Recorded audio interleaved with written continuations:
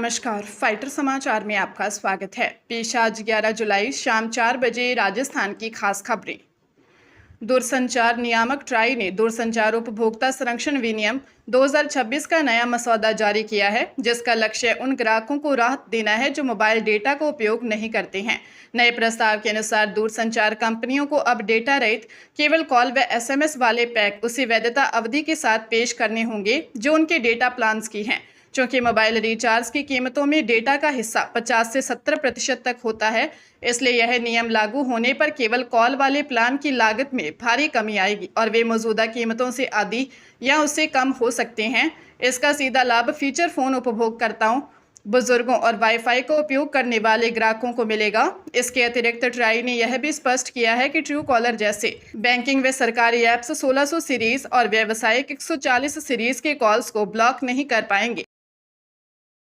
अजमेर में एसीबी की टीम ने रीको के senior deputy general manager Anjay Vishwakarma और जूनियर असिस्टेंट कमलेश गुर्जर को रिश्वत लेते हुए रंगे हाथों गिरफ्तार किया है। दोनों अधिकारियों पर लीज डेट निस्तारण के बदले 85,000 रुपये की रिश्वत मांगने का आरोप है। कार्रवाई के तहत जूनियर असिस्टेंट को बयावर से 35,000 रुपये के साथ पकड़ा गया, जबकि डीजीएम विश्वकर्मा को अजमेर के वैशाली नगर स्थित कार्यालय से 50,000 रुपये लेते हुए दबोचा गया। डीजीएम विश्वकर्मा की मूल पोस्टिंग किशनगढ़ में थी और वे अजमेर का अतिरिक्त कार्यभार संभाल रहे थे। साथ ही वे इसे 31 जुलाई को रिटायर होने वाले थे। एसीबी की 4 टीमों ने अजमेर व बयावर कार्यालय के अलावा दोनों आरोपियों के घरों पर भी छापेमारी की है। एडिशनल एसपी ज्ञान प्रकाश नवल के अनुसार मामला दर्ज कर आगे की जाँच की जा रही है। भरतपुर जिले में 4 जुलाई को किराना व्यापारी प्रमोद मित्तल की लूट के दौरान हत्या और एक अन्य लूट की वारदात को अंजाम देने वाले 2 कुख्यात बदमाशों प्रवीण व बलराम को पुलिस ने उत्तर प्रदेश के बुलंदशहर से गिरफ्तार कर लिया है। पुलिस अधीक्षक राजेश कुमार मीणा के अनुसार आरोपियों को लाते समय चिकसाना क्षेत्र में उन्होंने टॉयलेट के बहाने गाड़ी रुकवाकर एसएचओ की सर्विस रिवॉल्वर छीनकर उन पर फायर कर दिया। एसएचओ बुलेट प्रूफ जैकेट के कारण बाल बच गए, जबकि पुलिस की जवाबी कार्रवाई में एक आरोपी को पैर में गोली लगी और दूसरा गिरकर घायल हो गया। वारदात में इस्तेमाल अपाचे बाइक भी बरामद कर ली गई है। बदमाशों ने 4 जुलाई को व्यापारी से 60,000 रुपये लूट कर उन्हें गोली मार दी थी और सवा घंटे बाद मथुरा भरतपुर बाईपास पर भी लूट का प्रयास किया था। तीनों आरोपी अब पुलिस की गिरफ्त में हैं। निजी स्कूल अब शिक्षा विभाग की डिजिटल निगरानी के दायरे में होंगे। शिक्षा निदेशालय ने राजशाला संबलन मोबाइल ऐप के जरिए निजी स्कूलों के नियमित अवलोकन और निरीक्षण के नए दिशा निर्देश जारी किए हैं। इसके तहत संबंधित अधिकारियों को हर माह निजी स्कूलों का निरीक्षण कर ऑनलाइन रिपोर्ट ऐप पर अपलोड करनी होगी। इस निगरानी प्रक्रिया में फीस नियमन अधिनियम आरटीई के नियमों के पालन, स्कूल बस संचालन और अन्य व्यवस्थाओं की जांच की जाएगी। विशेष रूप से अधिकारियों को यह सुनिश्चित करना होगा कि स्कूल प्रबंधन विद्यार्थियों को किताबें, यूनिफॉर्म, जूते और अन्य सामग्री किसी विशेष दुकान से खरीदने के लिए बाध्य न करें। अब सरकारी स्कूलों की भांति निजी स्कूलों को व्यवस्थाओं पर भी ऐप के माध्यम से सख्त निगरानी रखी जाएगी, ताकि अभिभावकों को राहत मिल सके और नियमों का उल्लंघन न हो। उदयपुर में चिकित्सा एवं स्वास्थ्य विभाग के संयुक्त निदेशक डॉक्टर रतन बिलवाल के खिलाफ एसीबी ने बड़ी कार्रवाई की है। एसीबी के रिश्वतखोरी मामले में डॉक्टर बिलवाल के दलाल अब्दुल कादिर को 30,000 रुपये की रिश्वत लेते हुए रंगे हाथों गिरफ्तार किया है। यह कार्रवाई बांसवाड़ा एसीबी इकाई द्वारा की गई। शिकायत के अनुसार लैब में सोनोग्राफी मशीन संचालन हेतु रेडियोलॉजिस्ट का नाम जोड़ने और स्वीकृति जारी करने के एवज में 1,30,000 रुपये की रिश्वत मांगी गई थी। सत्यापन के दौरान शिकायत सही पाए जाने पर एसीबी ने ट्रैप बिछाया। कार्रवाई की भनक लगते ही संयुक्त निदेशक डॉक्टर रतन बिलवाल कार्यालय से फरार हो गए, जिनकी तलाश में एसीबी की टीमें उनके संभावित ठिकानों पर दबिश दे रही हैं। आरोपी दलाल से रिश्वत की राशि बरामद कर ली गई है और मामले में आगे की कानूनी प्रक्रिया जारी है।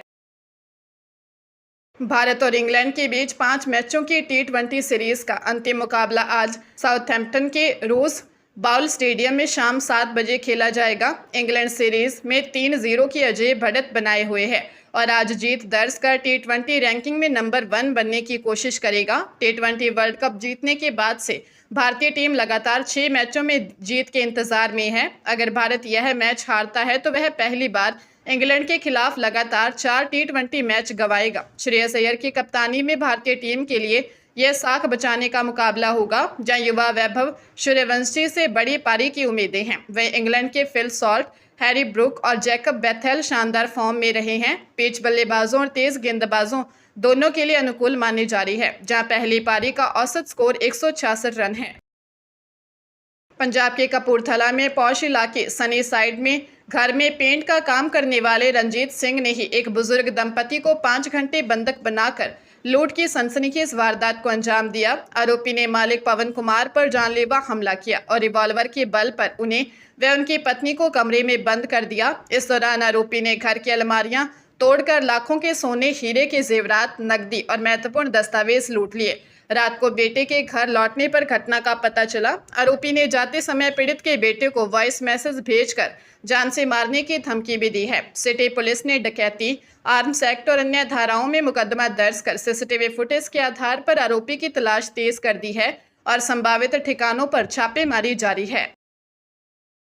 देश में पेट्रोल में एथेनॉल ब्लेंडिंग को लेकर जारी विवाद के बीच अब केंद्र सरकार डीजल में भी बायोफ्यूल मिलाने की तैयारी कर रही है। एथेनॉल को डीजल में सीधे नहीं मिलाया जा सकता, इसलिए मक्का और गन्ने से बनने वाले आइसोब्यूटेनॉल का उपयोग ब्लेंडिंग के लिए किया जाएगा।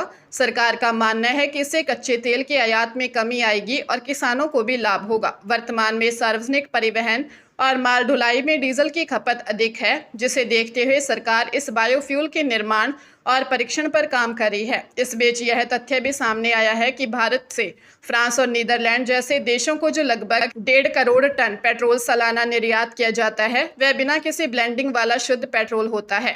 पेट्रोल ब्लेंडिंग पर जारी विरोध के बीच डीजल में प्रस्तावित इस बदलाव को लेकर अभी परीक्षण का दौर जारी है। सोनीपत की फास्ट ट्रैक स्पेशल कोर्ट ने वर्ष 2024 में एक नाबालिग बच्चे के साथ कुकर्म करने के दोषी देवेंद्र को 20 वर्ष के कठोर कारावास और जुर्माने की सजा सुनाई है। मूल रूप से यूपी कासगंज निवासी आरोपी बच्चे को चाउमीन का लालच देकर सुनसान कबाड़ के गोदाम में ले गया और वहां कुकर्म किया। सिविल लाइन थाना पुलिस ने आरोपी के खिलाफ पोक्सो एक्ट और भारतीय न्याय संहिता की संबंधित धाराओं में मामला दर्ज किया था। कोर्ट ने दोषी पर कुल 55,500 रुपये का जुर्माना लगाया है, जिसमें से 45,000 रुपये पीड़ित को मुआवजा देने के आदेश दिए गए हैं। न्यायाधीश नरेंद्र ने यह भी स्पष्ट किया कि सभी सजाएं एक साथ चलेंगी और आरोपी द्वारा हिरासत में काटी गई अवधि को सजा में समायोजित किया जाएगा। अजमेर जिले के जयपुर अजमेर नेशनल हाईवे पर किशनगढ़ के नसीराबाद पुलिया के पास सड़क हादसे में पीएचईडी के 30 वर्षीय एएन प्रदीप सरवा और उनके 31 वर्षीय दोस्त ललित कुमार की मौके पर ही मौत हो गई। सेकर के पिपराली रोड निवासी प्रदीप, हरिपुरा निवासी ललित और फतेहपुर निवासी 32 वर्षीय अविनाश कुमार हुड्डा कार में सवार होकर अजमेर जा रहे थे। टोल बूथ के पास उनकी तेज रफ्तार कार आगे चल रहे कंटेनर में पीछे से जा घुसी। हादसे में कार की पिछली सीट पर बैठे 32 वर्षीय अविनाश खंबेर घायल हो गए, जिन्हें प्राथमिक उपचार के बाद अजमेर रेफर किया गया है। टक्कर के बाद कंटेनर चालक मौके से फरार हो गया। किशनगढ़ सिटी थाना पुलिस ने मामला दर्ज कर सीसीटीवी फुटेज के जरिए आरोपी चालक की तलाश शुरू कर दी है। श्रीगंगानगर के चूनावड़ थाना क्षेत्र में नेशनल हाईवे 62 पर नेतीवाला गांव के पास हुए भीषण सड़क हादसे में 3 दोस्तों की मौत हो गई। बिंज बायला से श्रीगंगानगर आ रही कार की ट्रक से आमने सामने की टक्कर इतनी जोरदार थी कि ट्रक कार को करीब 35 फीट तक घसीटता ले गया। हादसे में 25 वर्षीय मोनू वर्मा, 25 वर्षीय कुलदीप सिंह और 23 वर्षीय प्रदीप लूणा की जान चली गई। ये तीनों युवक अपने एक दोस्त की 13 जुलाई को होने वाली शादी के लिए कपड़े खरीदने जा रहे थे। लोगों और पुलिस ने कड़ी मशक्कत के बाद क्षतिग्रस्त कार से शवों को बाहर निकाला। हादसे के बाद ट्रक चालक वाहन छोड़कर मौके से फरार हो गया, जिसके खिलाफ मामला दर्ज कर तलाश शुरू कर दी गई है। हादसे में एक अन्य बाइक सवार के घायल होने की भी सूचना है।